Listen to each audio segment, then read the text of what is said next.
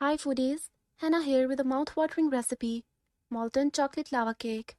Who can resist a soft cake with melted chocolate center? It's like a chocolate explosion on your plate. And don't worry, it's not hard to make. I will show you how. All you need are whisks, ramekins, and these ingredients. 6 ounces semi-sweet chocolate chopped, 1 over 2 cup or 1 stick unsalted butter cubed, 2 large eggs, 2 large egg yolks, 1 over 4th cup granulated sugar, 1 over 8th teaspoon salt, 2 tablespoons all-purpose flour, unsalted butter and cocoa powder for greasing and dusting ramekins. Step 1. Use a double boiler to melt the chocolate and butter together. This will make them smooth and creamy without any risk of burning. Step 2. In another bowl, whisk the eggs and sugar until they are light and fluffy. This will add some sweetness and airiness to the cake. Step 3. Dip the flour and cocoa powder into the egg mixture. This will give some structure and flavor to the cakes.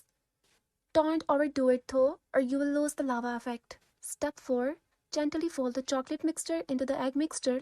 This will create a smooth and rich batter. Be careful not to overmix, or you will pop the air bubbles. Step 5. Grease and flour the ramekins well. This will prevent the cakes from sticking and make them easy to unmold.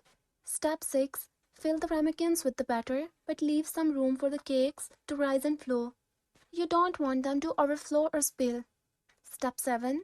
Bake the cakes in a preheated oven for about 10 minutes. Don't open the oven door before the time is up, or you will lose the heat and the lava. Step 8. Carefully unmold the cakes onto plates. You will see the molten chocolate ooze out like a waterfall. This is the best part. Step 9. You can decorate the cakes with some powdered sugar, ice cream, berries, or anything you like. Just don't cover the chocolate center too much. That's how you make chocolate lava cakes, easy and delicious. Try them out and impress your friends, family, or yourself with this decadent dessert. And don't forget to check out blogginggoodfood.com for more recipes.